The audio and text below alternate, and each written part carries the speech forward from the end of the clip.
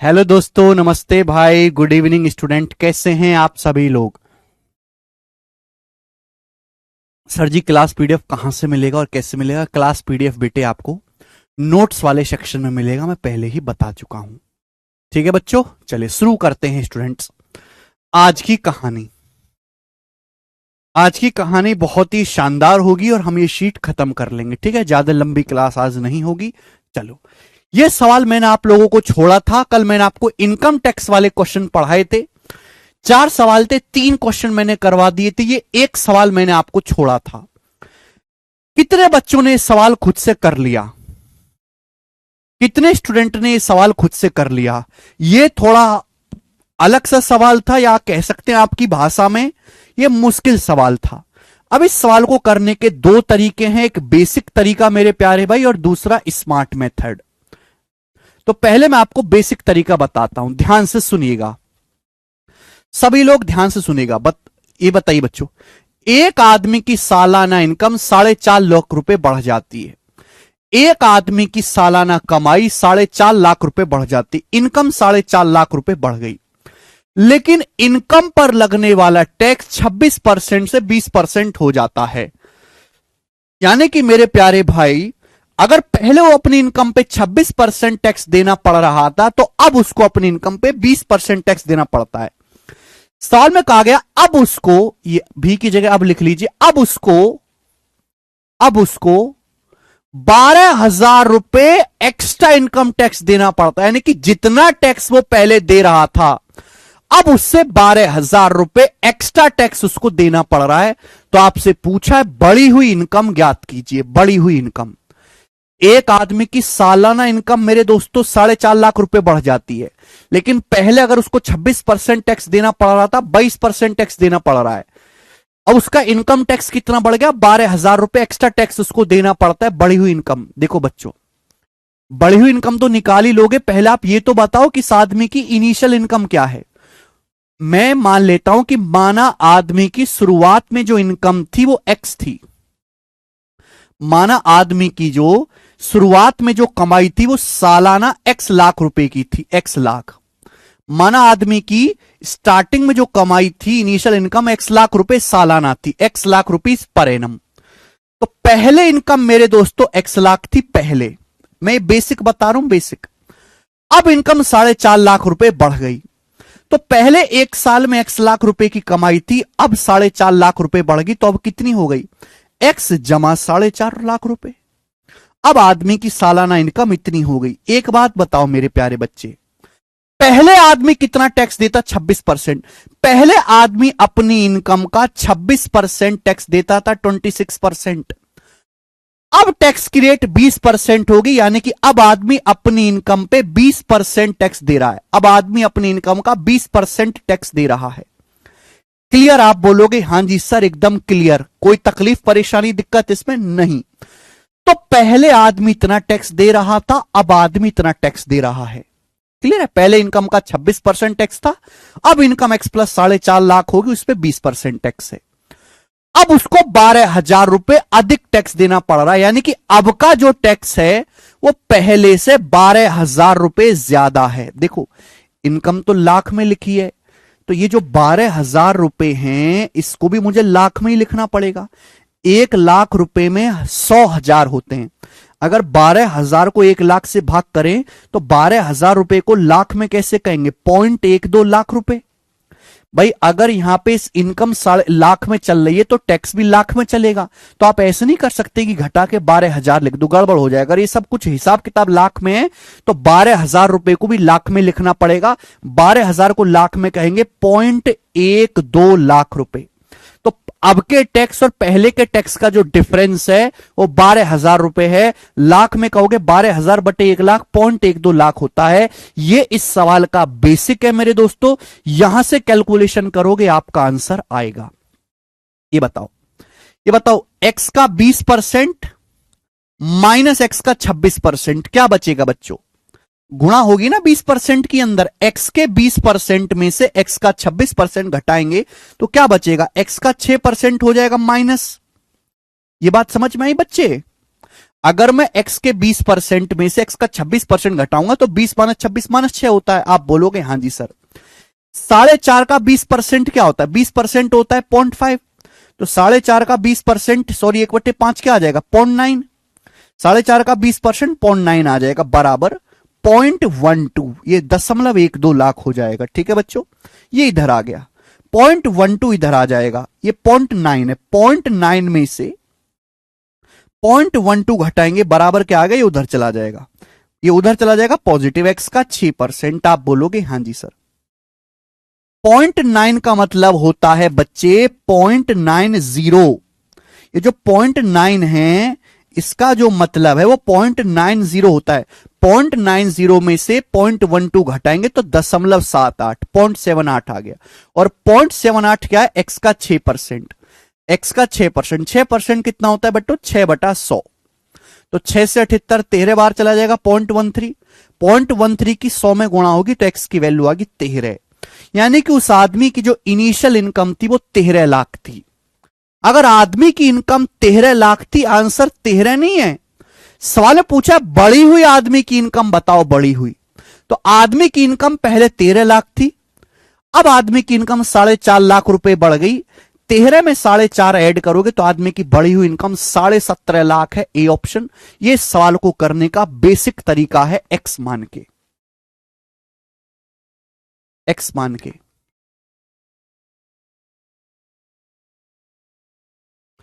बताओ स्टूडेंट्स, किसी को कोई समस्या? क्या अब आपको इस सवाल में कोई समस्या बेसिक में? बहुत सारे बच्चों के लिए बेसिक नहीं, ये बेस्ट अप्रोच है। कॉपी में उतार लो एक बार इसको।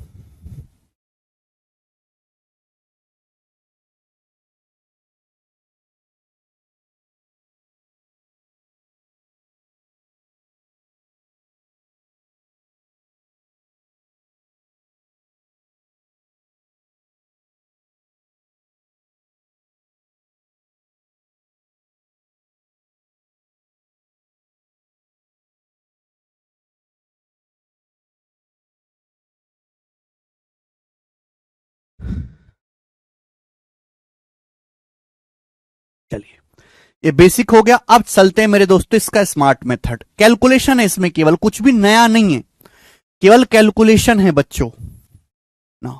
शॉर्टकट स्मार्ट मेथड क्या है? स्मार्ट मेथड है इसका शिफ्टिंग। स्मार्ट मेथड देखो, स्मार्ट मेथड को समझने के लिए आदमी भी स्मार्ट होना चाहिए। अगर 100 बच्चे पढ़ रहे हैं तो 100 में से 50 बालक में काबिलियत ही नहीं है इस सवाल को समझने को। कितना भी बुद्धि मारे इस मेथड को समझ ही नहीं पाएंगे वो 5 मिनट में। उनको ले चाहिए दिन भर का टाइम, दिन भर का टाइम है नहीं बच्चों। मान के चलिए अगर आपको नहीं समझ आता है तो आप इसको स्किप कर दें, कोई परेशानी नहीं है। चलो, एक आदमी की सालाना इनकम 4.5 लाख रुपए बढ़ जाती है, लेकिन इनकम पे लगने वाला टैक्स 26% से 20% हो जाता है। अब उसको 12,000 रुपए एक्स्ट्रा टैक्स देना पड़ता है। बढ़ी हुई इनकम बताओ। मैंने आपको कल ही बताया था कि इनकम टैक्स क्या होता है। इनकम टैक्स बराबर होता है इनकम गुणा rate of income tax. Income tax बराबर होता है इनकम गुणा रेट ऑफ इनकम टैक्स। यह मैं आपको कल समझा चुका हूं। इस सवाल के अनुसार आदमी की सालाना कमाई 4.5 लाख रुपए बढ़ जाती है, लेकिन इनकम पे जो लगने वाले टैक्स की दर है वो 26% से घट के 20% हो जाती है। पहले आदमी अगर 26% टैक्स दे रहा था तो अब वही आदमी 20% टैक्स दे रहा है। पहले 26%, अब कितना टैक्स दे रहा है? 20%। मैंने आपको समझाया हुआ है कि अगर दो संख्याओं का प्रोडक्ट कांस्टेंट है, अगर दो संख्याओं का प्रोडक्ट कांस्टेंट है तो एक संख्या जिस अनुपात में चेंज होगी दूसरी रिवर्स रेशियो में चेंज होगी। दो संख्याओं का प्रोडक्ट सेम है तो एक संख्या जिस अनुपात में चेंज होगी दूसरी उसके रिवर्स रेशियो में चेंज होगी। प्यारे बच्चों, अब आप कहोगे सर यहां यह कंसेप्ट नहीं लग सकता। क्यों नहीं लग सकता? कि यहां इनकम टैक्स सेम नहीं है। कल जो हमने सवाल किए तो उनमें सेम इनकम टैक्स था, यहां इनकम टैक्स 12,000 रुपए एक्स्ट्रा देना पड़ता है। यह लाइन सारे फसाद की जड़ है। इस एक लाइन ने आपकी खोपड़ी में दर्द कर रखा। अगर यह लाइन ना होती तो सवाल बहुत आसान होता। आदमी की इनकम एक साल में कितनी बढ़ेगी? आदमी की इनकम बढ़ेगी सालाना 4.5 लाख रुपए। आदमी की इनकम 4.5 लाख रुपए बढ़ेगी, लेकिन इनकम पे जो लगने वाला टैक्स है वो 26% से घट के 20% हो गया। आदमी को 12,000 रुपए एक्स्ट्रा टैक्स देना पड़ता है। अच्छा, अभी जो आदमी टैक्स दे रहा है वो कितना परसेंट दे रहा है? 20%। अभी प्रेजेंट में आदमी कितना टैक्स दे रहा है? 20%। प्रेजेंट में आदमी कितना टैक्स दे रहा है? 20%। पहले 26% था। अगर मैं कोई ऐसा जुगाड़ कर दूं, इसको बोलते हैं शिफ्टिंग, सवाल को अपने हिसाब से मोल्ड कर देना जल्दी आंसर निकालने के लिए। अगर मैं कोई ऐसा जुगाड़ कर दूं कि 12,000 रुपए मुझे एक्स्ट्रा टैक्स देना ही ना पड़े, तो क्या ये सवाल पिछले सवाल की तरह नहीं हो जाएगा? अगर मैं कोई ऐसी टेक्नोलॉजी लगा दूं कि आदमी को 12,000 रुपए एक्स्ट्रा टैक्स देना ही ना पड़े, यानी कि टैक्स का अमाउंट से टैक्स का अमाउंट सेम हो जाए, आदमी जितना टैक्स पहले जमा करता था अगर आदमी उतना ही टैक्स जमा करने लगे, 12,000 रुपए आदमी को एक्स्ट्रा टैक्स देना ही ना पड़े, तो कंसेप्ट लग जाएगा। दो संख्याओं का प्रोडक्ट सेम कांस्टेंट है, तो एक संख्या जिस अनुपात में होगी दूसरी रिवर्स रेशियो में हो जाएगी। अगर कोई ऐसा जुगाड़ कर दूं कि आदमी को 12,000 रुपए एक्स्ट्रा टैक्स देना ही ना पड़े, तो हो जाएगा। पर टैक्स क्यों देना पड़ रहा है? इनकम बढ़ने की वजह से। इनकम उसकी बढ़ी है 4.5 लाख। आप मुझे बताओ, 12,000 रुपए इनकम टैक्स कितनी इनकम पे लगेगा? अभी फिलहाल आदमी 20% टैक्स दे रहा है, 20% टैक्स दे रहा है, तो ये 12,000 रुपए, केवल इस बात को समझो कि 12,000 रुपए टैक्स कितनी इनकम पे लगेगा। एक बात बताओ, आदमी कितना टैक्स दे रहा है प्रेजेंट में? 20%। आदमी 20% टैक्स दे रहा है, 12,000 रुपए। मैं चाहता हूं कि उसको 12,000 रुपए एक्स्ट्रा टैक्स ना देना पड़े, उसकी इनकम इस हिसाब से बढ़ाई जाए, उसकी इनकम 4.5 लाख ना बढ़ाकर इस हिसाब से बढ़ाई जाए कि 12,000 रुपए एक्स्ट्रा टैक्स बढ़े ही नहीं। तो 12,000 रुपए टैक्स कितनी इनकम पे लगा होगा? टैक्स है 20%। 20% की वैल्यू 12,000 है, तो कितनी? 100% की वैल्यू आ जाएगी 60,000। 60,000, यानी कि 60,000 रुपए की इनकम पे 12,000 टैक्स लगता है। 60,000 रुपए का अगर 20% निकालूंगा, 60,000 का 20% 12,000 रुपए होता है, यानी कि 60,000 की इनकम पे लगता है 12,000 टैक्स। 60,000 का मतलब होता है 0.6 लाख रुपए। अगर मैं आदमी की इनकम 4.5 लाख ना बढ़ाकर 60,000 रुपए कम बढ़ाऊंगा, अगर मैं आदमी की इनकम 4.5 लाख रुपए ना बढ़ा के 60,000 रुपए कम बढ़ाऊंगा, तो 60,000 पे जो 20%, 60,000 का 20%, जो 12,000 रुपए एक्स्ट्रा टैक्स लगने वाला है वो लगेगा ही नहीं। वो लगेगा ही नहीं, यानी कि टैक्स का अमाउंट सेम हो जाएगा। यानी कि अगर मैं आदमी की इनकम 4.5 लाख ना बढ़ा के 4.5 से 60,000 रुपए कम, अगर मैं आदमी की इनकम केवल 3.9 लाख रुपए ही बढ़ाऊं, 60,000 रुपए कम बढ़ाऊं, तो 12,000 रुपए एक्स्ट्रा टैक्स नहीं देना पड़ेगा, आदमी के टैक्स का अमाउंट सेम हो जाएगा। और सेम हो गया मेरे प्यारे भाई, ये रेशियो क्या है? 2 से जाएगा 13:10। तो आदमी की इनकम का रेशियो रिवर्स हो जाएगा मेरे प्यारे भाई, 10:13। यानी कि अगर इनकम 10 थी तो 10 से 13 हो गई। इनकम कितनी बढ़ी? 3 यूनिट। सवाल के अनुसार इनकम कितनी बढ़ी? 3.9 लाख। 3 की वैल्यू 3.9 लाख है, 1.3 गुना, 1.3 टाइम्स 13 तो 10 की वैल्यू, आदमी की इनिशियल इनकम कितनी? 10 की वैल्यू 1.3 गुना, 10 की 1.3 से गुणा करेंगे 13 लाख।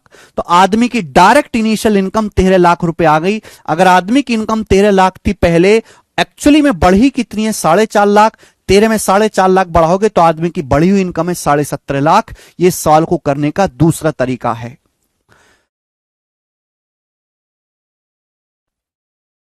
मैंने आपको समझाने के लिए केवल इतना कुछ लिखा है, समझाने के लिए, बाकी तो सवाल बहुत छोटा सा हो गया। ये दोनों तरीके मैंने आपको समझाए, बेसिक वाला भी शॉर्टकट वाला भी, ठीक है ना।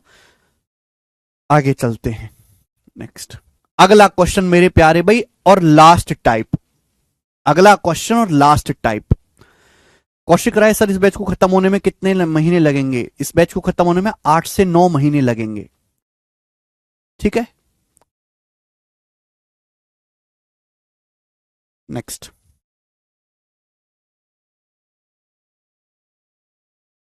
इस सीट का मेरे दोस्तों लास्ट टाइप है और इस टाइप के मैं आपको 12-13 क्वेश्चन करवाऊंगा। ये टाइप है मेंसुरेशन वाले। ये क्वेश्चन है मेरे प्यारे बच्चों मेंसुरेशन वाले। पेपर में मेंसुरेशन पर बेस्ड बहुत सारे सवाल आते हैं। वे किसी भी फिगर की लंबाई चौड़ाई बढ़ाओगे तो उसका एरिया आयतन वगैरह बढ़ जाएगा। सवाल परसेंटेज के हैं लेकिन इस्तेमाल होगा इसमें एडवांस मैथ के फॉर्मूला। अब जब हम एडवांस मैथ पढ़ाते हैं तो सब मरता है बालक, अर्थमेटिक पढ़ाओ अर्थमेटिक पढ़ाओ। अर्थमेटिक में लग रहा है एडवांस मैथ का फॉर्मूला याद होना चाहिए। ठीक है, तो अर्थमेटिक एडवांस कोरिलेट है, अलग नहीं है प्यारे दोस्त।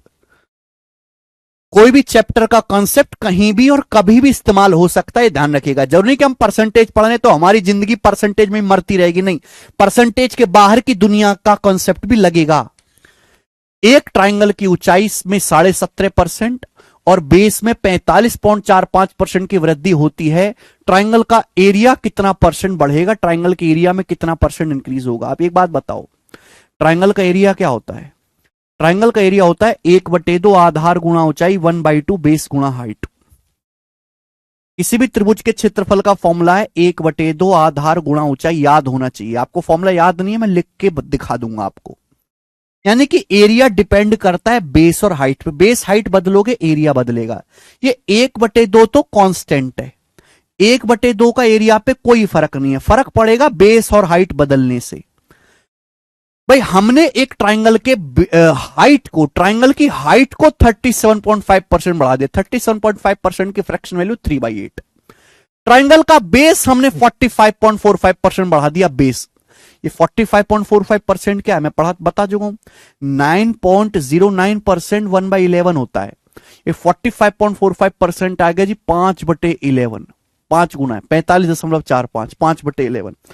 मुझे यह पता लगाना है कि बेस और हाइट बदलने से ट्राइंगल का एरिया किस रेशियो में चेंज हुआ। ट्राइंगल का एरिया किस रेशियो में चेंज हुआ, एरिया का रेशियो निकालना है। कैसे निकलेगा, यहां बीच में मल्टीप्लाई है तो मुझे बेस और हाइट के रेशियो की मल्टीप्लाई करनी पड़ेगी। अगर मुझे एक क्वेश्चन सॉल्व करना है तो यह पता लगाना पड़ेगा कि ट्राइंगल का एरिया पहले कितने था और अब ट्राइंगल का एरिया क्या है। तो मुझे बेस और हाइट दोनों के रेशियो की मल्टीप्लाई करनी पड़ेगी। ट्राइंगल का बेस कितना बढ़ गया, 45.45%, यानी कि 5/11। यानी कि अगर ट्राइंगल का बेस पहले 11 था तो 11 से 5 बढ़ के 16 हो गया। ट्राइंगल की हाइट कितनी बढ़ गई, 3/8, 3/8। यानी कि अगर ट्राइंगल की हाइट पहले 8 थी, अगर त्रिभुज की हाइट पहले 8 थी तो 8 से अब 3 ज्यादा होगी 11। तो मैंने बेस और हाइट के रेशियो की मल्टीप्लाई कर दी, ये ट्राइंगल के एरिया का रेशियो आ गया, त्रिभुज के क्षेत्रफल का अनुपात आ गया। यानी कि ट्राइंगल का एरिया अगर पहले ये था तो अब ट्राइंगल का एरिया ये हो गया। मेरे प्यारे बच्चों ये कॉन्सेप्ट है ऐसे सवालों को करने का, है ना। जिस चीज का रेशियो निकालना है बीच में मल्टीप्लाई है, मल्टीप्लाई करो। ठीक है बच्चों, हां जी आप जुड़े हैं सुधी कुमार। बेस 11 से 16 हो गया, हाइट 8 से 11, हाइट 8 से 11 होगी। रेशियो लेंगे 11 से 11 कट जाएगा, 8 से 16 2 बार कट जाएगा, 1:2। यानी कि ट्राइंगल का एरिया 1 से 2 डबल हो गया। ट्राइंगल का एरिया डबल होने का मतलब 100% बढ़ गया। तो त्रिभुज का एरिया 100% इंक्रीज हो जाएगा। ये आंसर है बी ऑप्शन। 100% एरिया डबल हो गया, डबल होने का मतलब 100% इंक्रीज। ठीक है प्यारे बच्चों, आप बोलोगे हां जी सर बढ़िया। सवाल नंबर 145, ये देखेंगे सवाल। किसी स्क्वायर का डायगोनल या विकर्ण 45% कम हो जाता है, उसके एरिया में कितने परसेंट की कमी होगी। सबसे पहले तो आप ये समझो कि स्क्वायर क्या होता है, वर्ग। वर्ग एक ऐसी आकृति होती है, एक ऐसा क्वाड्रिलेटरल जिसकी चारों भुजाएं बराबर होती हैं। चारों भुजाएं बराबर होती हैं, चारों कोण 90 डिग्री के होते हैं, उसे हम स्क्वायर कहते हैं। ये स्क्वायर है मेरे प्यारे भी, ये वर्ग है स्क्वायर बच्चों। ठीक है, ये जो होता है मेरे दोस्तों स्क्वायर का डायगोनल होता है। ये स्क्वायर का डायगोनल है, डायगोनल से डी से डिनोट करते हैं। तो स्क्वायर का जो डायगोनल होता है, डायगोनल वो साइड का √2 गुना होता है, √2a। हम बेशक परसेंटेज पढ़ रहे हैं पर सवाल तो तभी हो पाएगा ना जब आपको ये फॉर्मूला याद हो। फॉर्मूला याद नहीं है तो नहीं हो पाएगा सवाल। स्क्वायर का एरिया क्या होता है मेरे दोस्तों? भुजा का वर्ग, साइड का स्क्वायर, ए स्क्वायर, ये स्क्वायर का एरिया होता है। सवाल में बोला है यानी कि स्क्वायर के एरिया में कमी पूछे कि वर्ग का क्षेत्रफल कितना % कम हो जाएगा। एरिया डिपेंड करता है साइड के स्क्वायर के, भुजा के वर्ग पे। सवाल में दिया स्क्वायर का डायगोनल 45% कम हो जाता है। डायगोनल जो है वो साइड का √2 गुना है। √2 एक फिक्स वैल्यू है।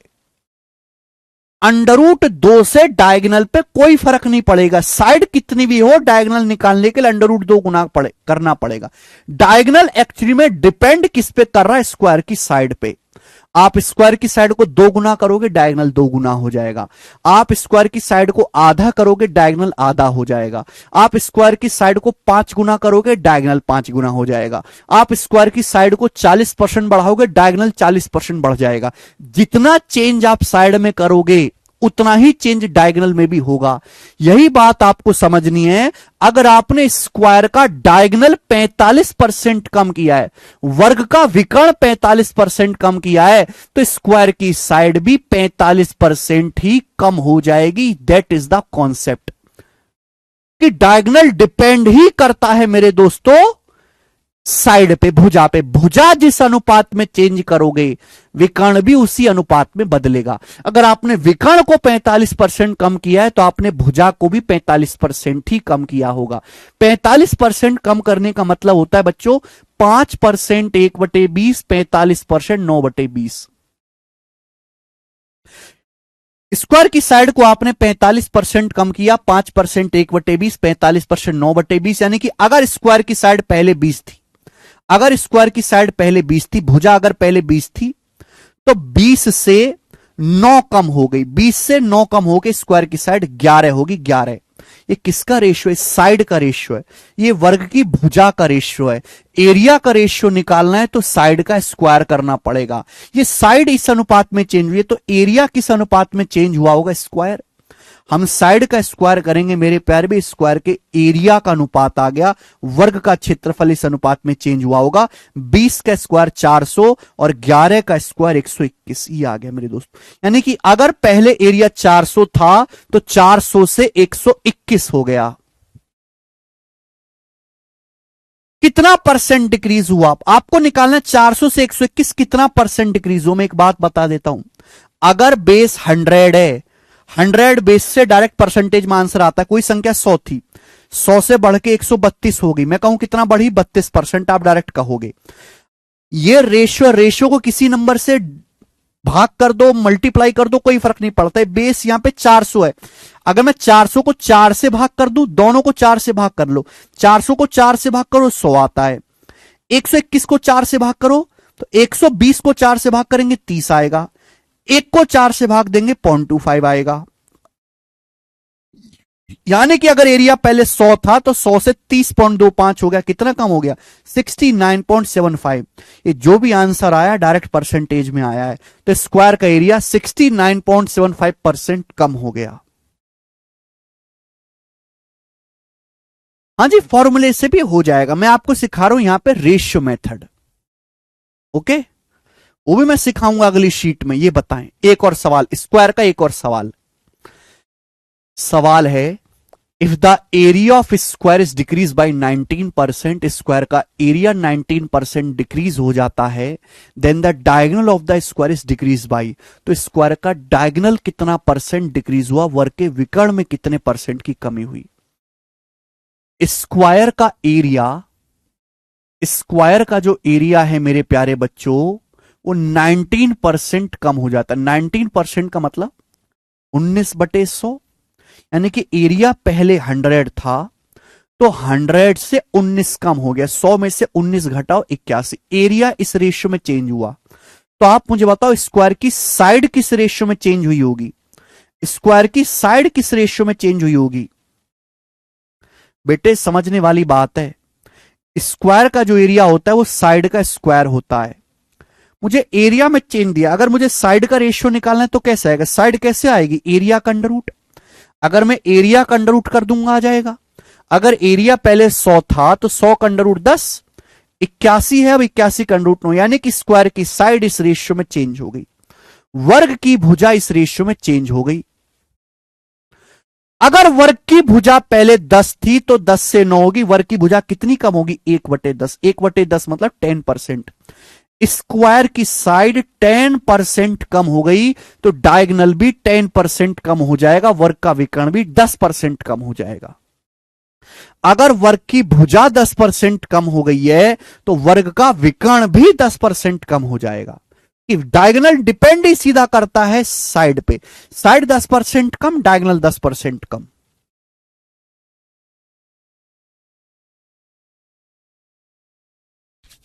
अच्छा सवाल, आसान सवाल है बेटे। नेक्स्ट क्वेश्चन ये बताओ, सवाल नंबर है 151। करेंगे बच्चे इस सवाल को, करो फटाफट करेंगे, जल्दी जल्दी।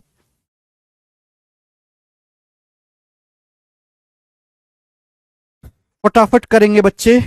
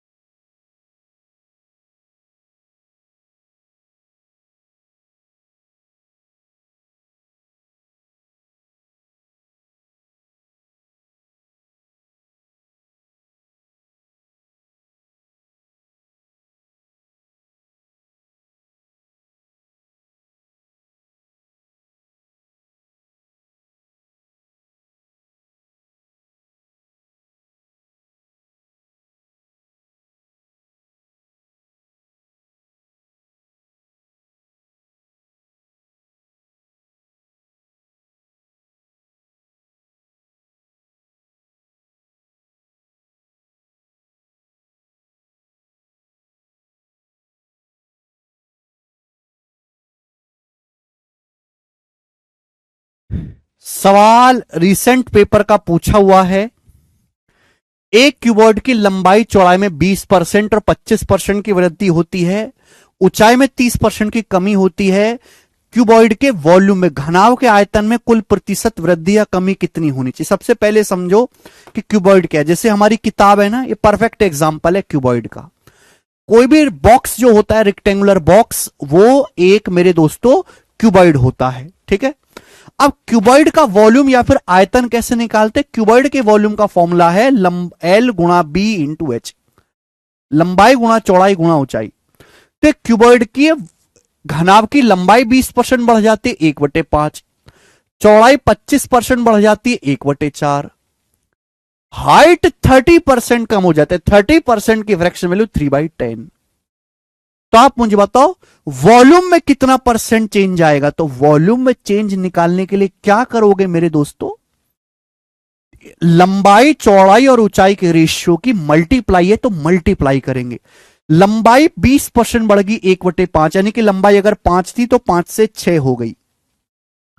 चौड़ाई 25% बढ़ गई, 1/4, यानी कि चौड़ाई अगर पहले 4 थी तो चौड़ाई 4 से 5 हो गई। हाइट 30% कम होगी, 3/10। 3/10 का मतलब हाइट अगर पहले 10 थी तो 10 से 3 कम हो गई, 7। ये क्यूबॉइड के वॉल्यूम का रेशियो है। अगर पहले वॉल्यूम इतना था तो अब ये हो गया। क्या आ जाएगा बेटा? 5 से 5 कट जाएगा, और ये 2 से जाएगा, 2 तिया 6 और 40 जाएगा 2 से 20 बार, 20:21। वॉल्यूम 20 से 21 हो गया। तो वॉल्यूम कितना बढ़ गया मेरे दोस्तों? 20 से 21 1 बढ़ गया, 1/20। 1/20 कितना होता है? 5%। तो इंक्रीज बाई 5%, घनाभ का आयतन 5% बढ़ गया, ये आयतन आंसर है। ठीक है बच्चे, आगे चलेंगे मेरे प्यारे स्टूडेंट्स। नेक्स्ट क्वेश्चन, सवाल नंबर 152। एक और सवाल ऐसा ही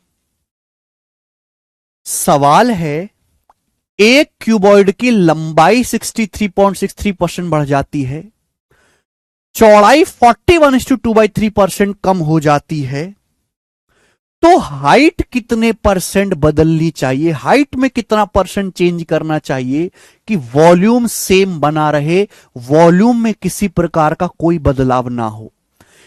एक क्यूबॉइड की लंबाई भी बदल दी, चौड़ाई भी बदल दी, बोला है हाइट कितना परसेंट चेंज करें कि वॉल्यूम में किसी प्रकार का चेंज ना हो, वॉल्यूम सेम बना रहे, आयतन स्थिर रहे। तो बताओ घनाभ का वॉल्यूम क्या होता है? लंबाई गुणा चौड़ाई गुणा ऊंचाई, ये होता है क्यूबॉइड का वॉल्यूम। अब आप मुझे एक बात बताओ, मुझे क्यूबॉइड का वॉल्यूम सेम रखना है, मुझे वॉल्यूम में कोई परिवर्तन नहीं चाहिए, ठीक है, कोई परेशानी नहीं।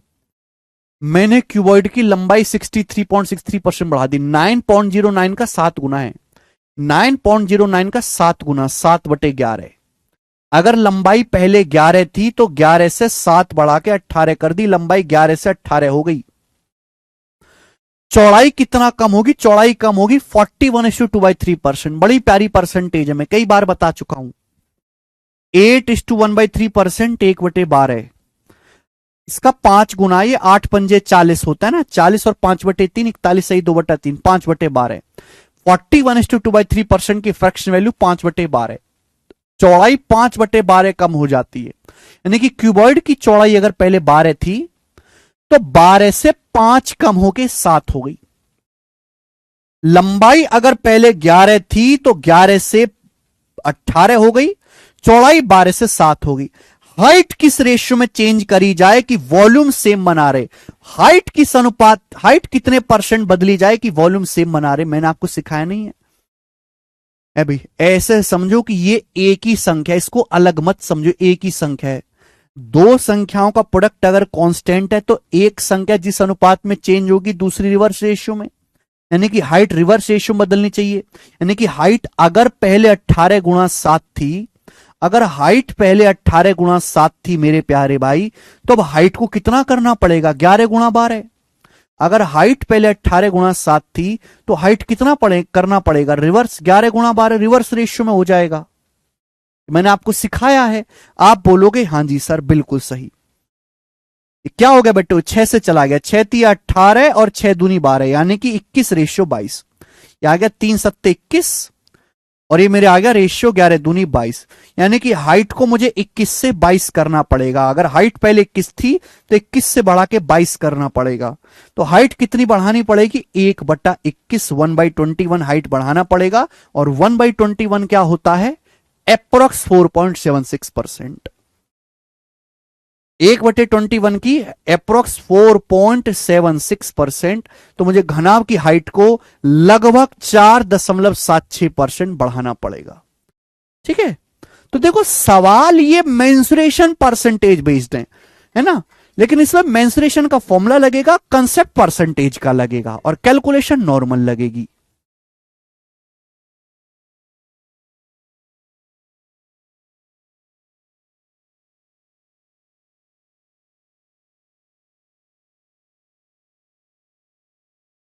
ओके ठीक है, आप ये मत समझो कि ये इसको एक ही संख्या समझो, मुझे सेम रखना है प्रोडक्ट, तो रिवर्स रेशियो में हाइट बदलना पड़ेगा। आगे अगला क्वेश्चन बच्चों, ऐसा ही सवाल है आपका, ऐसा ही क्वेश्चन एक और। देखो मैंने ना बड़े सीक्वेंस में पढ़ाता हूं, आप देखो जब ये चीज शुरू हुई तो मैंने सबसे आसान, मैंने ट्राइंगल का सवाल लिया, फिर मैंने स्क्वायर का सवाल लिया, 2 सवाल लिए स्क्वायर पे, फिर मैंने क्यूबॉइड का सवाल करवाया, अब मैं सिलेंडर पे आ गया। ऐसा नहीं कि एक सवाल सिलेंडर का हो रहा है एक कोन का हो रहा है, भसड़ नहीं होगी, बिल्कुल सीक्वेंस में पढ़ाया जाएगा आपको, धीरे धीरे लेवल बढ़ा के। जी सवाल हिंदी इंग्लिश दोनों भाषाओं में पढ़ें, क्योंकि हिंदी वाले अंग्रेजी को गद्दार समझेंगे और अंग्रेजी वाले हिंदी को। The radius of the base of right circular cylinder is increased by 20%। हमारे पास एक बेलन है, एक राइट सर्कुलर सिलेंडर, एक लंबवृत्तीय बेलन है, उसके आधार की त्रिज्या 20% बढ़ा दी जाती है, रेडियस 20% बढ़ा दी जाती है। By what percent should its height be reduce, इसकी हाइट कितने परसेंट रिड्यूस करनी चाहिए, so that volume remains the same as before, height कितने परसेंट कम करनी चाहिए कि वॉल्यूम सेम उतना ही रहे जितना पहले था, वॉल्यूम पहले जितना ही बना रहे। तो सबसे पहले आपको समझना होगा कि जो सिलेंडर होता है, सिलेंडर के वॉल्यूम का फॉर्मूला क्या है। सिलेंडर के वॉल्यूम का फॉर्मूला है pi r square h, pi r square h. Pi एक फिक्स वैल्यू है, पाई का मान होता है 22/7। पाई फिक्स वैल्यू कांस्टेंट है, यानी कि वॉल्यूम डिपेंड करता है केवल रेडियस और हाइट पे। वॉल्यूम केवल रेडियस और हाइट पे डिपेंड करता है। अगर आप रेडियस जिस अनुपात में बदलोगे, वॉल्यूम रेडियस के स्क्वायर के रेशियो में बदलेगा। जिस रेशियो में हाइट बदलोगे, वॉल्यूम भी उसी रेशियो में बदलेगा। वॉल्यूम रेडियस के स्क्वायर और हाइट के प्रोडक्ट पे डिपेंड करता है। अब ये देखो, सिलेंडर के आधार की त्रिज्या रेडियस 20% बढ़ा दी जाती है। 20% की फ्रैक्शन वैल्यू 1/5, 1/5। यानी कि अगर सिलेंडर की रेडियस पहले 5 थी, तो मैंने 5 से बढ़ा के 6 कर दी। अगर रेडियस पहले 5 थी तो मैंने 5 से बढ़ा के 6 कर दी, तो रेडियस का स्क्वायर किस रेशियो में चेंज होगा, इस रेशियो में। मुझे वॉल्यूम सेम रखना है, वॉल्यूम नहीं बदलना। सवाल में यह पूछेगा कि हाइट कितने परसेंट कम करें कि वॉल्यूम सेम बना रहे। अब बताओ, दो संख्याओं की गुणा सेम रखनी है, एक जिस अनुपात में चेंज होगा दूसरे रिवर्स रेशियो में। अगर रेडियस का स्क्वायर 5 स्क्वायर से 6 स्क्वायर हो गया, तो हाइट क्या होगी, रिवर्स रेशियो में। नहीं कि हाइट अगर पहले 6 का स्क्वायर 36 थी, तो हाइट को अब 36 से 5 का स्क्वायर 25 करना पड़ेगा। हाइट को मुझे 36 से 25 करना पड़ेगा, सिलेंडर की हाइट को 36 से 25 करना पड़ेगा, तो 11 कम करना पड़ेगा सिलेंडर की हाइट को। 36 से 25 कितना कम है, 11 कम है, 11/36। तो सिलेंडर की हाइट को 11/36 कम करना पड़ेगा। आंसर परसेंटेज में बताना है तो इंटू 100%। ये बच्चे किससे चला जाएगा, 4 से। 4 से 100 25 बार, 4 से 36 9 बार। 25 की 11 में गुणा 275/9, तो 9 से जाएगा 9 तिया 27, 30 सही 5/9%। तो सिलेंडर की हाइट को 30 सही 5/9% कम करना पड़ेगा। ये आंसर है D option. 30:5/9%। Sir CGL practice के लिए बुक बताओ। मैं कई बार बता चुका हूं। क्या नाम है तुम्हारा, अभिषेक मंजू जी। ये बुक है सीजीएल प्रैक्टिस के लिए, सीजीएल प्रैक्टिस किंग। इतना बड़ा बड़ा नाम लिखा हुआ दिखा नहीं दे रही, अमेजन फ्लिपकार्ट पे मिल जाएगी। सारे सवाल आपको मिल जाएंगे इसमें, आपको प्रीवियस सर के विद सॉल्यूशन, हिंदी इंग्लिश दोनों भाषाओं में। जैसे त्रिकोणमिति देखो, त्रिकोणमिति करनी है आपको प्रैक्टिस, तो सीजीएल सीजीएल के 381 सवाल हैं, करो दबा के प्रैक्टिस। ये बुक है सीजीएल प्रैक्टिस किंग।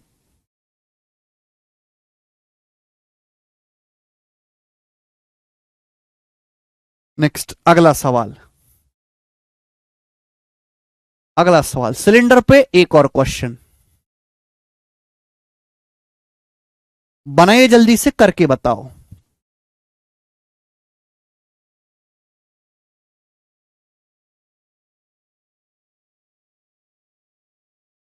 यस, आप चैट रूम से कनेक्ट हो अनुभव, बिल्कुल मेरे दोस्त अनुभव जी।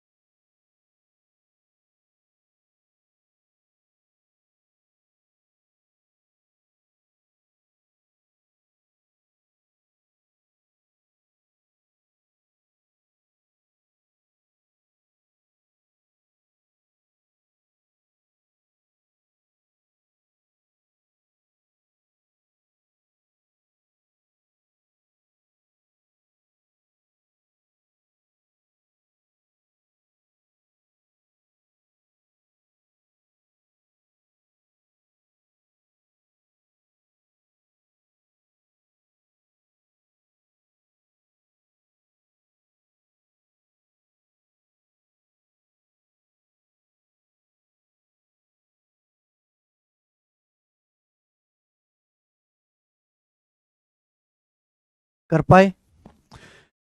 देखिए बच्चों, आसान सवाल है, सवाल से घबराने की जरूरत नहीं है। एक सिलेंडर की रेडियस 120% बढ़ जाती है। सवाल पढ़िए। एक सिलेंडर की रेडियस 120% बढ़ जाती है, इसकी हाइट 40% कम हो जाती है, इसकी हाइट 40% कम हो जाती है।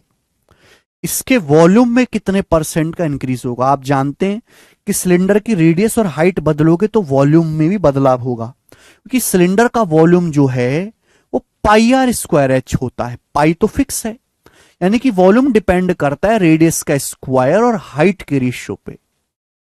आप रेडियस जिस अनुपात में बदलोगे तो रेडियस के वर्ग के रेशियो में वॉल्यूम बदलेगा। अब यहां पर डाटा आसान है मेरे प्यारे, भी सुनो। रेडियस 120% बढ़ जाते, 120% की फ्रैक्शन वैल्यू क्या है मुझे ये बताओ। 120% की फ्रैक्शन वैल्यू, तो आप कहोगे सर 6/5। ठीक है भैया। रीड 120% की फ्रैक्शन वैल्यू क्या है? 120% का मतलब होता है मेरे प्यारे भाई 120/100, 20 से चला जाएगा 6/5। रेडियस 120% बढ़ गई, यानी कि 6/5। 6/5 का मतलब यह है कि अगर रेडियस पहले 5 थी तो 5 से बढ़ के 6 हो गई। तो रेडियस का स्क्वायर किस रेशियो में चेंज हुआ? रेडियस का स्क्वायर चेंज हुआ इस रेशियो में मेरे प्यारे बच्चों। ये बात क्लियर है? आप बोलोगे हाँ सर, रेडियस का स्क्वायर इस रेशियो में, सॉरी सॉरी सॉरी, रेडियस 120% बढ़ जाते, 120% की फ्रैक्शन वैल्यू होती है मेरे प्यारे भाई यहां पर 6/5। ठीक है भैया, यानी कि अगर रेडियस पहले 5 थी तो 5 से रेडियस 6 बढ़ के 11 होगी, रेडियस 5 से 11 हो गई। तो रेडियस का स्क्वायर इस रेशियो में चेंज होगा, रेडियस का स्क्वायर।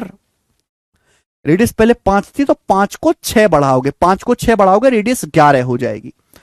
हाइट 40% कम हो जाती, 40% की फ्रैक्शन वैल्यू 2/5, यानी कि हाइट अगर पहले 5 थी, अगर हाइट पहले 5 थी तो हाइट 5 से 2 कम हो गई 3, हाइट 5 से 2 कम होगी मेरे प्यारे भाई 3 ही आ गया।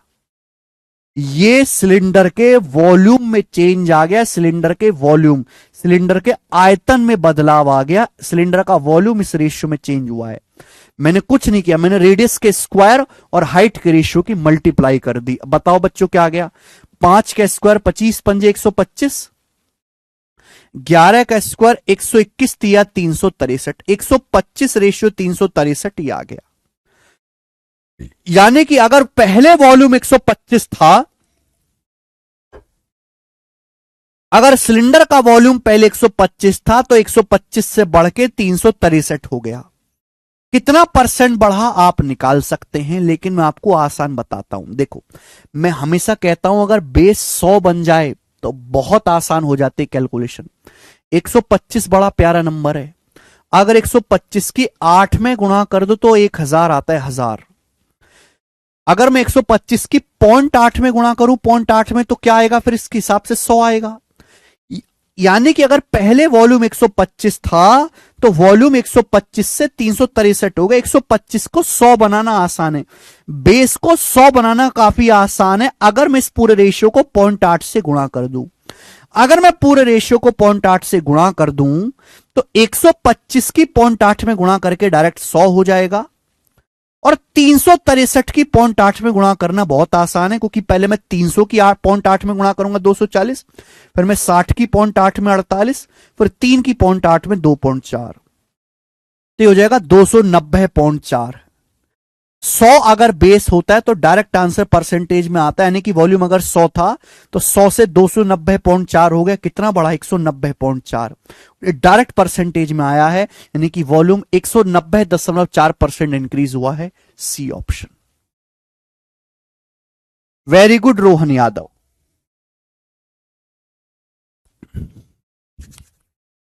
प्यारे बालक हैं मेरे, जल्दी जल्दी समझते हैं, अच्छा अच्छा सब बालक है। आगे नेक्स्ट क्वेश्चन, अगला सवाल। अगला सवाल है आपके सामने सीटसल मेंस 2023 के पेपर का। 2023 सीटसल मेंस का सवाल है बच्चों, करके बताएंगे फटाफट। आप खुद देख लीजिए कि ऐसे सवाल केवल प्री में ही नहीं, मेंस के पेपर में भी आते हैं। लेटेस्ट सवाल मेंस का है, बनाएं। अब यहां पे कोन आ गया। The radius and height of right circular cone is increased by 25%। एक कोन, कोन फिगर जानते हैं, ऐसा होता है जो बर्थडे पे हम टोपी पहनते हैं ना, कोन होता है। कोन की रेडियस है, हाइट है। तो एक शंकु की त्रिज्या और ऊंचाई 25% बढ़ जाती है। शंकु के आयतन में प्रतिशत परिवर्तन बताओ अप्रोक्स दशमलव के 2 स्थानों तक। Find the increase in percentage of volume of cone. तो बच्चों ये कोन होता है शंकु, शंकु के आयतन का फॉर्मूला होता है 1/3 पाई आर स्क्वायर एच। ये शंकु के आयतन का फॉर्मूला है 1/3 पाई आर स्क्वायर एच। कोन के वॉल्यूम का 1/3 पाई एक कांस्टेंट नंबर है भाई, 1/3 फिक्स है, पाई का मान फिक्स होता है 22/7। तो वॉल्यूम डिपेंड किस पे करता है? कोन का वॉल्यूम डिपेंड करता है रेडियस का स्क्वायर और हाइट के प्रोडक्ट पे। रेडियस हाइट बदलोगे तो वॉल्यूम भी बदल जाएगा मेरे प्यारे भाई। अब एक बात बताओ, यहां पे मेरे दोस्तों कोन की रेडियस भी 25% बढ़ा दी, हाइट भी 25% बढ़ा दी, 1/4, 25% 1/4। तो वॉल्यूम में कितना परसेंट का चेंज आएगा क्या आप निकाल नहीं सकते? 5 सवाल और बाकी हैं, चुपचाप पढ़ लो बकर बकर करे बिना। हमने कोन की रेडियस भी 25% बढ़ा दी, हाइट भी 25% बढ़ा दी। 25% मतलब 1/4, यानी कि अगर पहले 4 थी तो 5 हो गई। एक बात बताओ, ये पावर 2 है, ये पावर 1 है, तो टोटल पावर तो 3 हो गया ना। मैंने रेडियस और हाइट दोनों को सेम सेम बढ़ाया है, पर रेडियस भी मैंने 4 से 5 कर दी, रेडियस भी मैंने 4 से 5 कर दी, मैंने हाइट भी 4 से 5 कर दी। तो वॉल्यूम किस रेशियो में चेंज होगा? पावर 3 हो जाएगा। कोन का वॉल्यूम किस रेशियो में चेंज होगा मेरे दोस्तों? इस रेशियो में। बताएं, बताओ। रेडियस 4 से 5 होगी, रेडियस का स्क्वायर है, हाइट भी मैंने 25% बढ़ा, ये भी 4 से 5 होगी, तो 4 का क्यूब और 5 का क्यूब नहीं हो जाएगा? क्लियर? आप बोलोगे हाँ जी सर, यानी कि 4 का क्यूब 64 और 5 का क्यूब 125 से डायरेक्ट लिख सकता था मैं दिमाग में। तो कोन का वॉल्यूम 64 से 125 हो गया। तो कोन का वॉल्यूम कितना बढ़ गया मेरे दोस्तों? 61 बढ़ गया, 61, 61। परसेंटेज में कितना आएगा मेरे प्यारे भाई, ये बताओ परसेंटेज में। 61 बन गया मेरे, बढ़ गया आउट ऑफ 64, पहले 64 था, ये क्या है? इसको मैं लिख सकता हूं 1-3/64, ये मैं लिख सकता हूं। 64 में से 3 घटाओ, 61 आता है। एक का मतलब 100% है। ये 3/64 कितना होता है बेटा? 3/64 कितना होता है आप मुझे बताओ, 3/64 कितना होता है? 3/64 की परसेंटेज में वैल्यू होगी 100%। 300/64, 64 चौका 256, 64 चौका 256, 44 बचेगा। तो 64 छिक्का चला जाएगा लगभग, यानी कि अप्रोक्स 4.6, लगभग 4.6। तो 100 में से 4.6 घटाऊंगा तो 95 समथिंग आएगा। 95 समथिंग आएगा, आंसर ये होना चाहिए। 95 समथिंग आएगा, आंसर बी ऑप्शन हो गया। मुझे पूरा क्लोज करने कैलकुलेशन की जरूरत थोड़ा ना है, मैंने बताया है। बताओ, जब परसेंटेज का बेसिक चल रहा था बताया था ऐसी फ्रैक्शन की परसेंटेज कैसे निकालनी है। 61 के नजदीक 64 है, 1-3/64, 1 का मतलब 100%, 3/64 का आएगा। 3/64 लगभग 4.6% है, घटाओ 95 पॉइंट समथिंग आएगा। एक ही आंसर है 95 पॉइंट में। वेरी इजी सवाल। नेक्स्ट, अगला क्वेश्चन, सवाल नंबर 156 करके बताएं जल्दी से, एक और सवाल।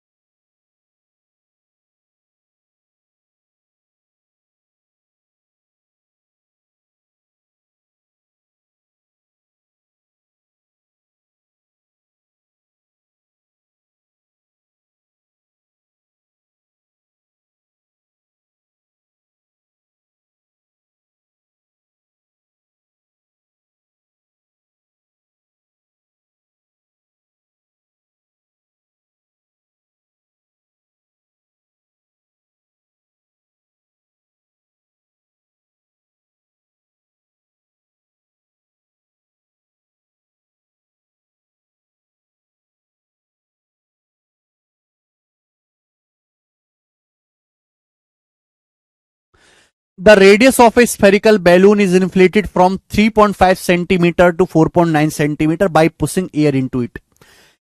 एक गोलाकार गुब्बारे में हवा भर के वाकी त्रिज्या को 3.5 से 4.9 सेंटीमीटर तक बढ़ाया जाता है, तो गुब्बारे के आयतन में कितने % की वृद्धि होएगी?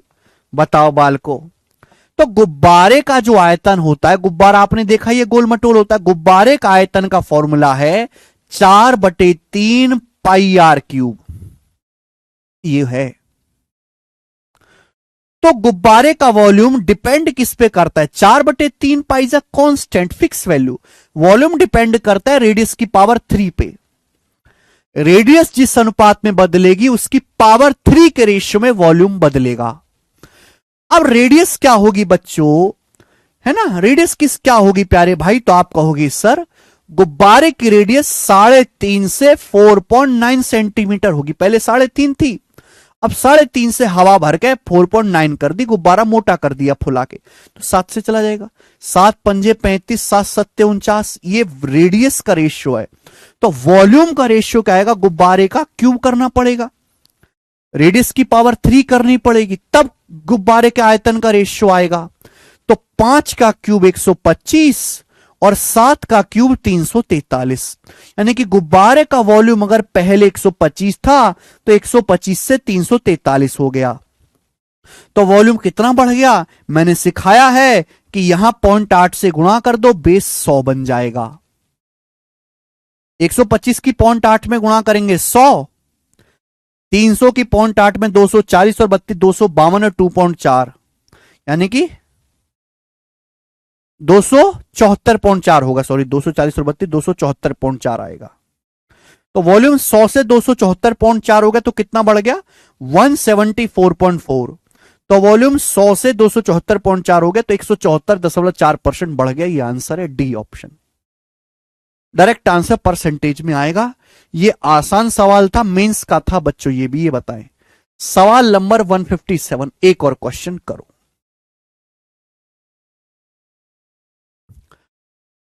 The diameter of sphere is increased by 140%। एक गोले का व्यास 140% बढ़ाया जाता है, उसका आयतन कितने % बढ़ जाएगा? एक स्फीयर का डायमीटर 140% इंक्रीज किया जाता है, वॉल्यूम कितना बढ़ जाएगा? मैं अभी समझाया हूं। स्फीयर का जो वॉल्यूम है वो डिपेंड करता है रेडियस की पावर 3 पे। अच्छा, डायमीटर क्या होता है? स्फीयर का जो या सर्कल का लो डायमीटर, यानी कि जो व्यास होता है, डायमीटर होता है रेडियस का दुगना, रेडियस का डबल। डायमीटर रेडियस का डबल होता है मेरे प्यारे भाई। दो तो एक कांस्टेंट है, यानी कि डायमीटर डिपेंड किस पे करता है? रेडियस पे। रेडियस आधा करोगे, डायमीटर आधा। रेडियस को बटे 5 करोगे, डायमीटर बटे 5। रेडियस को 100% बढ़ाओगे, डायमीटर 100% बढ़ेगा। इस सवाल में स्फीयर के डायमीटर को 140% बढ़ाया गया है, तो स्फीयर की रेडियस भी 140% बढ़ेगी। स्फीयर की रेडियस भी कितना बढ़ेगी? 140%। 140% स्फीयर की रेडियस बढ़ेगी। अगर व्यास 140% बढ़ाया गया तो रेडियस भी 140% ही बढ़ेगी। तो पूछा वॉल्यूम कितना % बढ़ जाएगा? वॉल्यूम सुनो, 140% की फ्रैक्शन वैल्यू होती है 7/5, लेकिन 7/5 ना लिख के 140% को लिख सकते हो 140/100, 14/10 लिख सकते हो। 140% को 140/100, 14/10 लिख सकते हो। यानी कि अगर स्फीयर की रेडियस पहले 10 थी, अगर स्फीयर की रेडियस पहले 10 थी, तो रेडियस 10 से 14 बढ़ गई। रेडियस 10 से 14 बढ़ के 24 हो गई। अगर गोले की त्रिज्या पहले 10 थी, तो त्रिज्या 10 से 14 बढ़ के 24 हो गई। ये रेडियस का रेशियो है। मैं रेडियस का क्यूब करूंगा तो क्या आ जाएगा? स्फीयर के वॉल्यूम का रेशियो आएगा। पर रेडियस की पावर 3 कर दोगे, आ जाएगा। मैंने यहां बेस को 10 रखा, क्यों? कि 10 से कैलकुलेशन आसान होती है। मैं 7/5 लिखता आंसर तो भी आता, बट कैलकुलेशन मुश्किल हो जाती। मैं जानता हूं कि 10 का क्यूब 1000 होता है और 24 का क्यूब होता है 13,824, मुझे याद है। मैंने आपको भी बोला याद करने के लिए कि 1 से लेकर 25 तक क्यूब याद करो। वॉल्यूम अगर पहले 1000 था तो 1000 से 13824 हो गया। बेस, ये बेस है 1000, पहले 1000 था अब इतना हो गया। बेस अगर 100 बन जाए 100 तो डायरेक्ट आंसर परसेंटेज में आएगा। अब ये 1000 है, 1000 को 100 बनाना है, 10 से भाग देना होगा।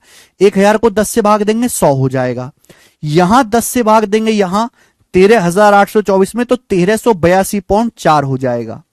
यानी कि वॉल्यूम अगर पहले 100 था तो 100 से 1382.4 हो गया तो बढ़ा कितना 1282, और ये डायरेक्ट आंसर परसेंटेज में आया है। तो स्फीयर का आयतन 1282.4% बढ़ गया, ये करेक्ट है।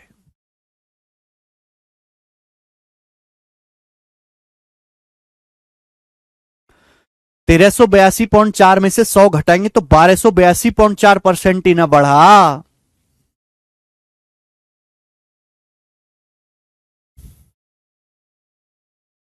नेक्स्ट, अगला क्वेश्चन बताओ। एक और सवाल, और ये बहुत प्यारा सवाल रहेगा, बनाएं। प्यारा क्वेश्चन।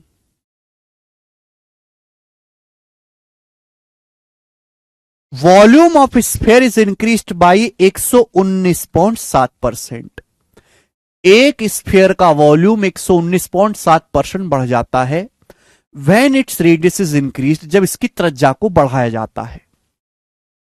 एक गोले का आयतन 119.7% बढ़ जाता है जब इसकी त्रिज्या को बढ़ाया जाता है। जाहिर सी बात है, किसी गोले की रेडियस बढ़ाओगे तो वॉल्यूम बढ़ेगा। वॉल्यूम कितना बढ़ा?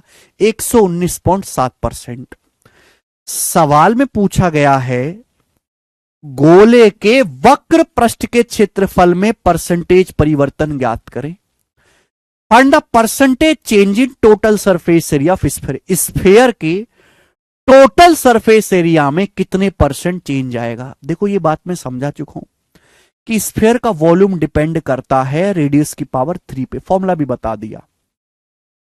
ऐसे ही बच्चों स्फीयर का, अगर मैं स्फीयर का टोटल सरफेस एरिया लिखूं या कर्व सरफेस एरिया, एक ही बात है। तो टोटल सरफेस एरिया बोलो चाहे कर्व सरफेस एरिया बोलो, उसका फॉर्मूला होता है 4πr²। जैसे आप एक क्रिकेट की गेंद समझो, क्रिकेट की गेंद है बच्चों, है ना। इस क्रिकेट की गेंद का जो एरिया, जितना आप जगह टच कर सकते हैं, वो होता है सरफेस एरिया। तो यहां पे टोटल सरफेस एरिया भी में 4π भी कांस्टेंट है। तो जो टोटल सरफेस एरिया लेंगे या कर्व सरफेस एरिया बोलो, वो किस पे डिपेंड करता है?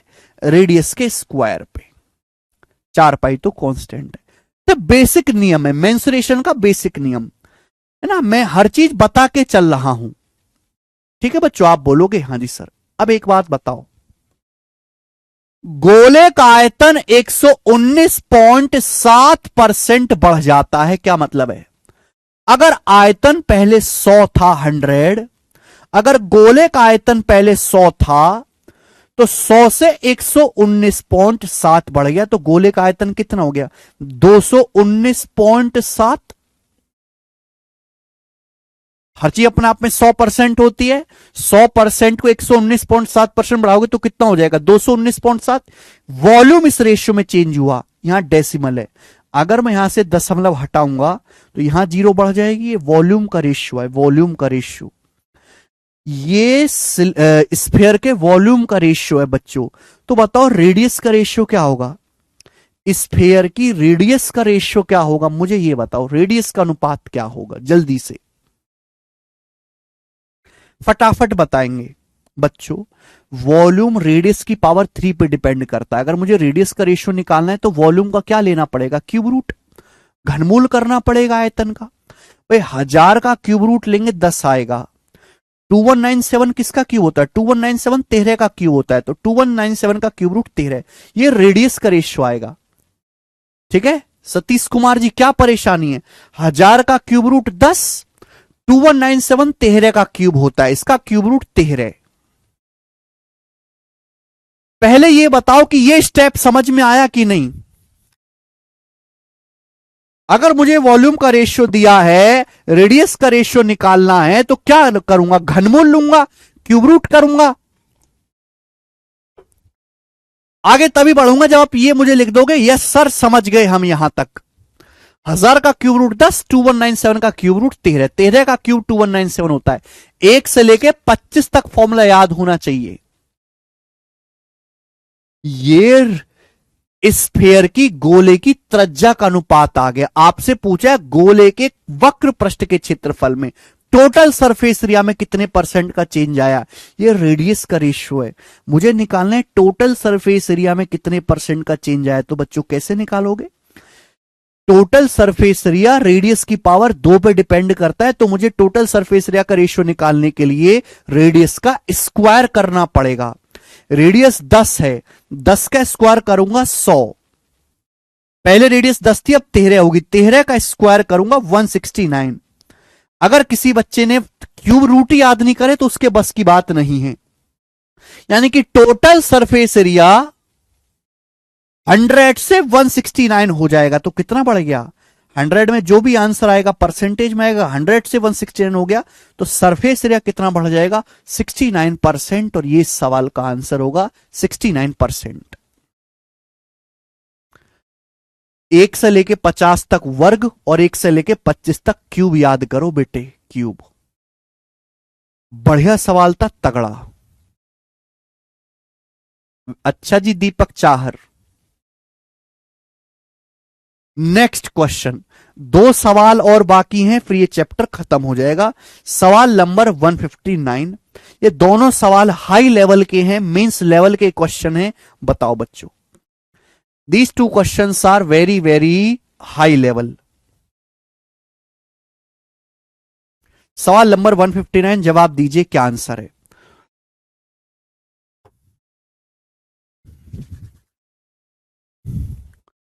करो। एक सिलेंडर का वॉल्यूम 43% बढ़ जाता है। एक सिलेंडर का वॉल्यूम 43% बढ़ जाता है जब इसकी हाइट को 15:5/13% कम किया जाता है। तो सिलेंडर के कर्व सरफेस एरिया में परसेंटेज चेंज ज्ञात कीजिए। सिलेंडर का कर्व सरफेस एरिया कितना परसेंट चेंज होगा? भयानक सवाल है। कुछ बच्चे तो सवाल का मीनिंग ही नहीं समझ पाएंगे। प्यारा सवाल है ना, मन को पसंद आने वाला सवाल। एक एक स्टेप पढ़ो। Volume of cylinder is increased by 43%। Cylinder का वॉल्यूम 43% बढ़ जाता है।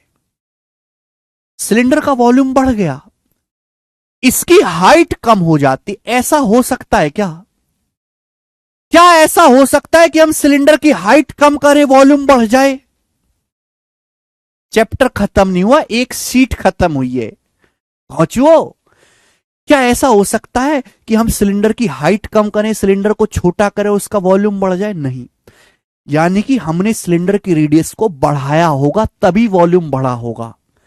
सिलेंडर की रेडियस बढ़ी होगी तभी वॉल्यूम बढ़ा होगा। एक कॉमन सेंस है।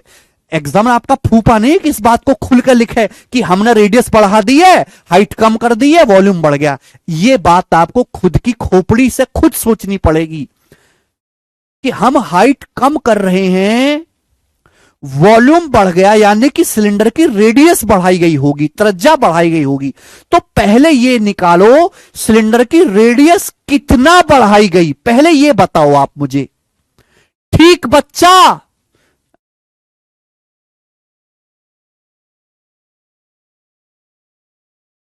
हां जी सोजीत विश्वास, हमने अभी अभी आपको पढ़ाया है कि सिलेंडर का जो आयतन होता है वो πr² होता है आयतन। अब pi is a constant value, यानी कि वॉल्यूम डिपेंड करता है रेडियस के स्क्वायर और हाइट के प्रोडक्ट पे। अब मुझे सवाल में वॉल्यूम में चेंज दिया है, मुझे हाइट में चेंज दिया है, मुझे रेडियस के स्क्वायर के रेशियो में, रेडियस में चेंज निकालना है। तो कैसे आएगा? अगर मैं हाइट को इधर ले आऊं, अगर मैं वॉल्यूम के रेशियो को हाइट के रेशियो से डिवाइड कर दूं तो क्या आ जाएगा? रेडियस के स्क्वायर का रेशियो आ जाएगा कि नहीं आ जाएगा? पहला कॉन्सेप्ट आप बोलोगे सर क्या गजब का लॉजिक, मजा आया सर, ऑस्कर दूंगा आपको चुरा के। सिलेंडर का वॉल्यूम 43% बढ़ जाए। मुझे वॉल्यूम में चेंज दिया है, हाइट में चेंज दिया है, रेडियस में चेंज निकालना है, हाइट उधर जाएगी। वॉल्यूम के रेशियो को हाइट के रेशियो से भाग दूंगा तो रेडियस के स्क्वायर का रेशियो आ जाएगा। वॉल्यूम 43% बढ़ जाता है। 43% का मतलब अगर सिलेंडर का वॉल्यूम पहले 100 था, सिलेंडर का वॉल्यूम पहले 100 था, तो 100 से 43% बढ़ के 143 हो गया। सिलेंडर की हाइट कितनी कम हो जाती है? सिलेंडर की हाइट 15:5/3% कम हो जा 5/13% कम हो जाती है। बताओ 15 सही 5/13% क्या होता है? 13 गुणा 15 195, 195 की 5 में गुणा करेंगे 200/13%। परसेंट का मतलब बटा 100, 2/13, 2/13। तो हाइट 2/13 कम हो जाती है। हाइट अगर पहले 13 थी, अगर हाइट पहले 13 थी तो 13 से 2 कम होगी 11। परसेंट को 1/100 लिखोगे ना, 2 जीरो कट गया, तो 15 सही 5/13% की फ्रैक्शन वैल्यू 2/13। हाइट अगर पहले 13 थी तो 13 से 2 कम होगी 11। फटाफट करना है बेटा।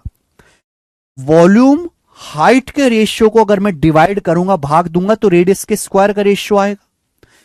दो रेशियो को डिवाइड करने का शॉर्टकट मैं समझा चुका हूं। दो रेशियो को डिवाइड करने का ऐसे क्रॉस मल्टीप्लाई। 11 की मल्टीप्लाई होगी 100 में, और यहां 13 की मल्टीप्लाई होगी 143 में। 13 की मल्टीप्लाई होगी 143 में। आप बोलोगे हां जी सर बिल्कुल सही, ये रेशियो आ गया। मैं ये कह सकता हूं कि 11 से 143 कट जाएगा 13 बार। 11 कम 11, 11 33। ये रेडियस के स्क्वायर का रेशियो है। ये रेडियस के स्क्वायर का रेशियो है। तो सिलेंडर की रेडियस का रेशियो क्या होगा बच्चों? अंडर रूट वर्ग का रेशियो है स्क्वायर का, रेडियस के स्क्वायर का, तो रेडियस का रेशियो अंडर रूट लेना पड़ेगा। 100 है, 100 का अंडर रूट 10 आएगा। ये 13 गुणा 13, 13 गुणा 13 169 है, 169 का अंडर रूट 13 आएगा मेरे प्यारे भाई। यानी कि सिलेंडर की रेडियस 10 से 13 हो गई। अगर सवाल में केवल यह पूछा होता ना कि सिलेंडर की रेडियस कितना परसेंट बढ़ी, तो आपका जवाब होता रेडियस 10 से 13 होगी, 30% बढ़ी है। रेडियस को 30% बढ़ाया गया, 30%। अगर सवाल में यह पूछा गया होता तो हम यही बताते, रेडियस 10 से 13 होगी मेरे प्यारे बच्चों। लेकिन सवाल और मेहनत करवा रहा है आपसे। सवाल पूछ रहा है find percentage change in curve surface area of cylinder. Cylinder के कर्व सरफेस एरिया में कितने परसेंट का चेंज आएगा? अभी कंसेप्ट तो जान गए, कॉन्सेप्ट था। बताओ बच्चों, सिलेंडर के कर्व सरफेस एरिया का फॉर्मूला क्या होता है? याद है किसी को आप में से? सिलेंडर के कर्व सरफेस एरिया का फॉर्मूला याद है किसी को?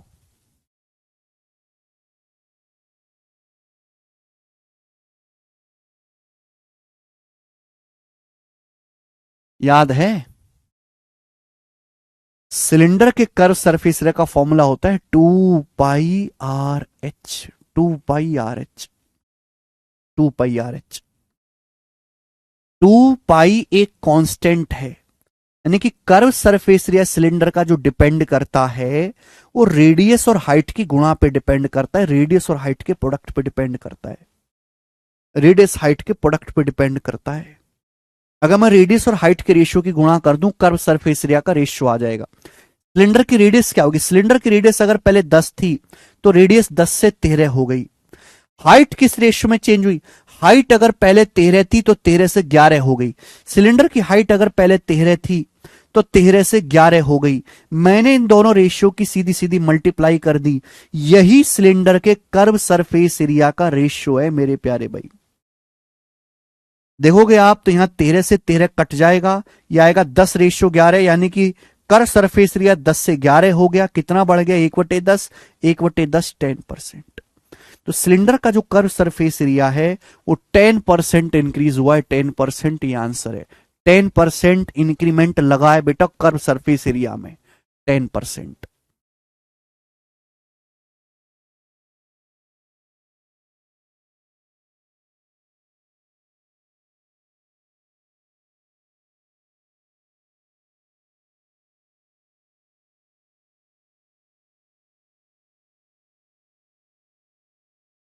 तो है ना प्यारा सवाल?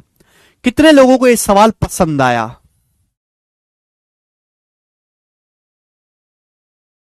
कल से सिवा, कल से कितने बच्चे ऐसे जिनको ऐसे सवाल करना इंटरेस्टिंग लगता है? देखो ये जो क्वेश्चन है इसे तो दुनिया कर लेती है, जैसे ये सवाल है, ये वाला सवाल, इसे लगभग 100% बच्चे पेपर में कर लेंगे, 100%। लेकिन ये भी इसी कॉन्सेप्ट पे क्वेश्चन है, ये पेपर में आएगा तो वही संख्या घट के 50% हो जाएगी, इसको 50% बालक ही कर पाएंगे।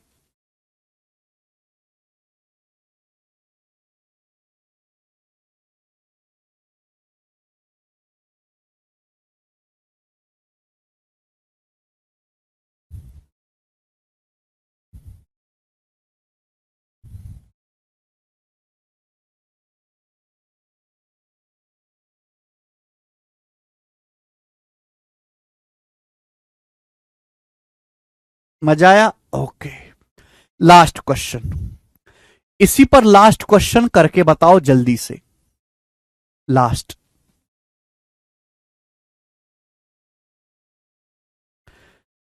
यदि सिलेंडर की रेडियस 25% बढ़ाई जाती है तो हाइट में कितने परसेंट कमी करनी चाहिए कि वॉल्यूम केवल 32% बढ़े?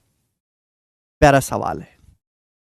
If the radius of cylinder is increase by 25%, cylinder की रेडियस को 25% बढ़ाया जाता है तो हाइट कितने परसेंट घटानी चाहिए कि सिलेंडर का वॉल्यूम केवल 32% बढ़े, आयतन केवल 32% बढ़े? एक बार बताओ, सिलेंडर का वॉल्यूम क्या होता है? Pi r square h. So cylinder का जो वॉल्यूम है वो रेडियस के स्क्वायर और हाइट के प्रोडक्ट पे डिपेंड करता है। इस सवाल के अनुसार सवाल में आपको वॉल्यूम में चेंज दिया है, सवाल में आपको रेडियस में चेंज दिया है, सवाल में पूछा है हाइट में चेंज। हाइट को कितना परसेंट कम करना चाहिए, कैसे आएगा? अगर मैं वॉल्यूम के रेशियो को रेडियस के स्क्वायर के रेशियो से डिवाइड करूंगा तो सिलेंडर की हाइट में चेंज आ जाएगा। आप बोलोगे सर लॉस कर मिलेगा, बताओ, एक सिलेंडर का रेडियस 25% बढ़ जाते तो रेडियस का स्क्वायर किस रेशियो में चेंज होगा? रेडियस 25% बढ़ गई 1/4, 1/4, यानी कि रेडियस अगर 4 थी तो 4 से 5 होगी रेडियस, तो रेडियस का स्क्वायर किस रेशियो में चेंज हुआ? तो आप कहोगे सर 16:25, 4 का स्क्वायर 16, 5 का स्क्वायर 25। रेडियस तो हमने 25% बढ़ा दी, बोला हाइट कितना परसेंट कम करें कि वॉल्यूम केवल 32% ही बढ़े? 32% की फ्रैक्शन वैल्यू 4%, 1/25, 32%, 8 गुना 8/25, यानी कि वॉल्यूम अगर पहले 25 था तो वॉल्यूम 25 से 8 बढ़ के 33 हो गया। ये वॉल्यूम का रेशियो है और ये रेडियस के स्क्वायर का रेशियो है। तो आप मुझे बताओ सिलेंडर की हाइट का रेशियो क्या आएगा? What will be the height of cylinder? तो वॉल्यूम के रेशियो को रेडियस के स्क्वायर के रेशियो से डिवाइड कर देंगे, डिवाइड करेंगे तो 25 इंटू 25 क्रॉस मल्टीप्लीकेशन 625, 16 इंटू 33 कितना आएगा? यह आ जाएगा 480 प्लस 48, 528, यानी कि सिलेंडर की हाइट अगर पहले 625 थी तो 528 हो गई, कितना कम होगी? 97 कम हो गई out of 625।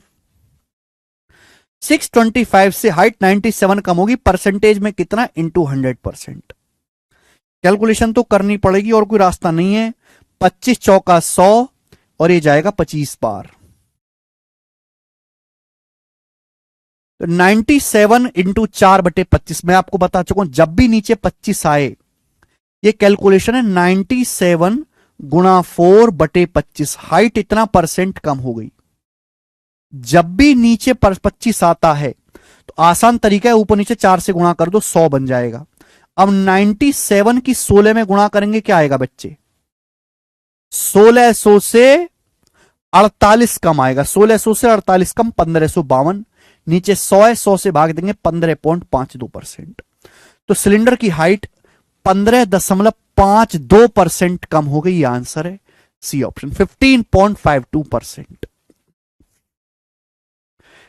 One of the finest question मेरे प्यारे भाई मुकेश चौहान जी कल से। इसी के साथ बच्चों ये सीट और ये वाला कॉन्सेप्ट खत्म होता है। अगर आप देखो तो मैंने प्री के आसान सवाल से शुरुआत करी थी। ये सब इजी क्वेश्चन थे जो प्री में ही आएंगे, मेंस में नहीं आते इतने आसान। फिर धीरे धीरे मैंने यहां से मेंस लेवल के सवाल आपको करवाना शुरू किया जो हल्के कैलकुलेटिव थे, और ये खत्म हुआ। ऐसे ही बच्चों पढ़ा जाता है, ये बेस्ट तरीका है। समय ज्यादा लगा, अगर मैंने इस टाइप के कितने सवाल कराए, मैंने इस टाइप का आपको 13 सवाल कराए, 13। मैं चाहता तो ये टाइप 4 सवाल में खत्म कर सकता था। एक में स्क्वायर का कराता, एक सिलेंडर का कराता, एक कोन का कराता, एक कोई भी करा देता, 4 सवाल में खत्म हो सकता था, आप खुश होते। लेकिन कभी भी आपका वो थॉट प्रोसेस डेवलप नहीं होता, वो स्किल ही नहीं होती जो आपकी अब हुई है। एक बार दोबारा से रिपीट करके देखना, जिन बच्चों को 3D के फॉर्मूले याद नहीं है, कभी जिंदगी में कभी कुछ ऐसा किया नहीं, उनके लिए परेशानी होगी। उनको 2 बार रिपीट करने की जरूरत है, बाकी हर एक बच्चा इसको समझ पाएगा। ठीक है, तो आज की क्लास को बच्चे करते हैं यहीं पर खत्म। कल करेंगे इसकी सेकंड शीट, और कल से आपका 3D मेंसुरेशन भी शुरू हो जाएगा। आज इतना ही बेटे, कल मिलते हैं, बाय।